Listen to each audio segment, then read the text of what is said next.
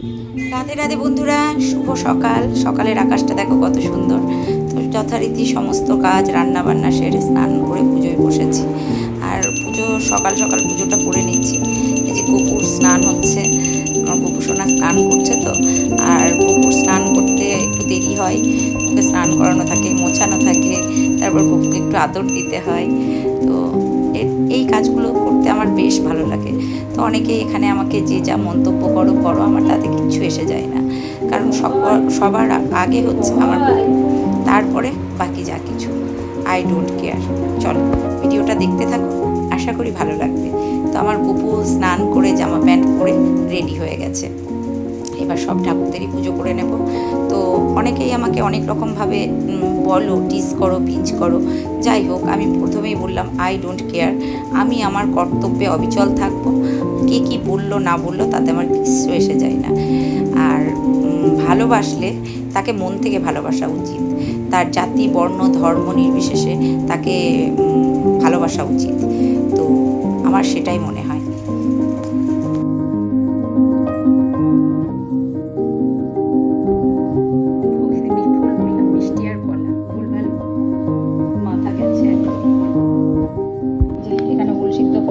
করলা ভাজা, ডিম সিদ্ধ, এটা করেছি চাল কুমড়োর চচ্চড়ি সব কিছু দিয়ে। আর এখানে করেছি পাবদা মাছের ঝাল শস্য বাটা দিয়ে। শুভ সন্ধ্যা বন্ধুরা, এই যে সন্ধ্যা দিতে এসেছি। আর সন্ধ্যার টাইমেই সন্ধ্যা দিচ্ছি। আজকে ছিল শনিবার, তো ভাবলাম শনিবার সন্ধ্যাবেলা একটু ধুনো জেলে নিই। আমার ধুনোর গন্ধটা না খুব ভালো লাগে, কিন্তু ঠান্ডা লেগেছে, জ্বর, যার জন্য কোনো স্মেল পাচ্ছি না। যাই হোক, বাড়িটা বেশ একটা পবিত্র বলে মনে হয়। সন্ধ্যাবেলাতে ধুনো দিলে বা পুজোর সময়তে ধুনো দিলেও একটু বেশ পবিত্র পবিত্র লাগে, পজিটিভ ভাইবস বের হয়, আমার মনে হয় এটা। তোমরা একটু দেখবে, মনে হবে যেন পুজো পুজো গন্ধ, ভীষণ ভালো লাগে। তো সন্ধ্যা দেখানো সময়তেও বেশ বেশ খানিকটা সময় লাগে। সন্ধ্যা দেখাতে হয়, ঠাকুরকে শয়ন দিতে হয়, ভোগ নিবেদন করতে হয়। তারপরে আমি সন্ধ্যা দেখানোর পর সন্ধ্যাটাকে দেখিয়ে তারপর গোবিন্দকে ভোগ নিবেদন করি। তো সেটাই করি। আগে সব কিছু সাজিয়ে সন্ধ্যা দিই না, আগে সন্ধ্যাটা দিয়ে তারপরে সন্ধ্যা দেখানো হয়ে গেল, প্রণাম করে তারপর গোবিন্দকে ভোগ নিবেদন করি। যাই হোক, আমি আমার মতো করে পুজো করতে ভালোবাসি। আমি আমার মানে অনেকের অনেক রকম বিধিনিষেধ আছে, আমি যেটা আমার মতো করে আমি যতটুকু পারি গোবিন্দকে সেইটুকু নিবেদন করার চেষ্টা করি। যাই হোক, এতে গোবিন্দ আমার খারাপই করুক আর ভালোই করুক, সেটা গোবিন্দ করবে। এবার অনেকেই বলবে এগুলো ন্যাকামো, নাটক, হতেই পারে। দেখো, একটা বয়সের পর এসে না প্রত্যেকটা মানুষের একটা ঠাকুরের উপর বিশ্বাস, আস্থা, ভরসা আসবে। কিন্তু কথাতেই আছে, যার 8-এ হয় না তার 80-তেও হয় না, জানো তো। তো যার 8 বছরে যদি কিছু না হয়, তার 80 বছরেও কিছু হবে না। চলো দেখতে থাকো, ভালো লাগবে। সন্ধ্যাবাতি দেওয়া কমপ্লিট। আজকে শনিবার ছিল, তাই একটু ধুনো দেখালাম।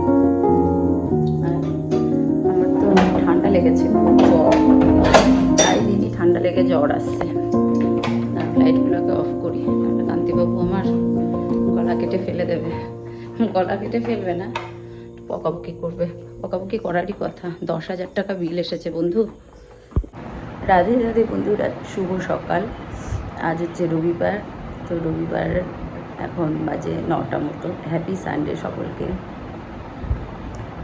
এই জাস্ট চা খাওয়া হলো। আমার পুচু বসে আছে বাবার অপেক্ষায়। বাবা কখন ঢুকবে সেই বাবার অপেক্ষায় ও বসে আছে। হ্যাঁ ঠিক আছে, ও যে আমি যে বলছি ওর নাম করে, ও সেটা শুনছে, তাকাচ্ছে আমার দিকে। তো আমার ছেলে কাল বাড়ি এসেছে, ও ঘুমোচ্ছে, শুয়ে আছে। আজকে রান্না বান্না দেখি কি করব, করতে হবে, ধীরে সুস্থে করব। আর এই ঠান্ডা লাগাটা না, ঠান্ডা লেগে জ্বরটা খুব খারাপ হচ্ছে। তো তারপরে না আর শরীর পারছে না। কালকে 3টে প্যারাসিটামল খেয়েছি। রাত 1টার সময় একটা খেয়েছি, সেটা আমার ছেলে দিয়েছে। আর দিনে খেয়েছি। এই মুহূর্তে একটু ভালো আছি, জ্বরটা নেই, কিন্তু হাঁপ লেগে যাচ্ছে। আর ঠান্ডা লাগলে তো হাঁপ লাগেই। আর এমনিতেই আমার একটু হাঁপ লাগার প্রবণতা আছে। তো এখন ডিম সিদ্ধ করতে দিয়েছি। আর কান্তিবাবু বলল, কালকে রাতে রুটি করতে পারিনি, খুব শরীর খারাপ করছিল। দুপুরে ওই তরকারিগুলো করেছিলাম, ভাত ছিল, দিয়ে সোনা বলল, মা আর রুটি করতে হবে না তোমাকে, আমি রুটি আর তরকা নিয়ে যাব। তো রুটি আর তরকা আমার ছেলে নিয়ে এসেছিল, বেরিয়েছিল একটু, আর তরকারি ছিল, তাই দিয়ে আমরা সকলে খেয়েছি। এখন দেখি, এখন ডিম সিদ্ধ করলাম। আর বাবু বলল, দেখি কি করব, কিছু একটা টিফিন বানাবো। কান্তিবাবু বলল, তোমাকে আর তামঝাম করতে হবে না,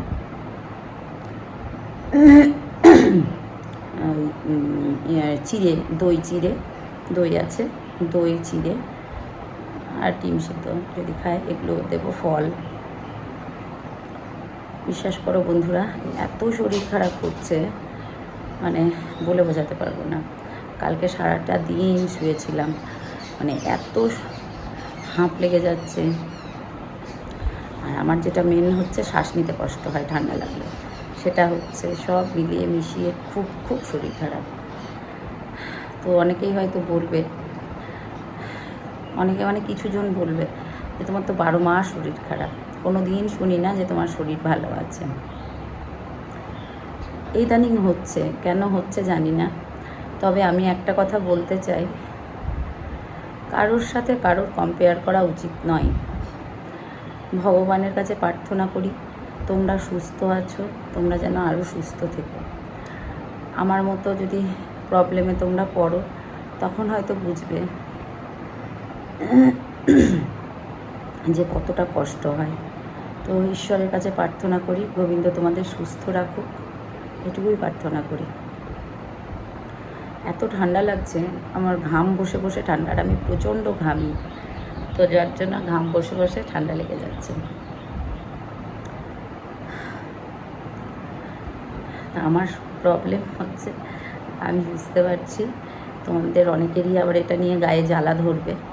দেখো, আমি বারবার যেটা বলি, সবার জীবনযাত্রা ভগবান এক একজনকে এক এক রকম বানিয়েছে।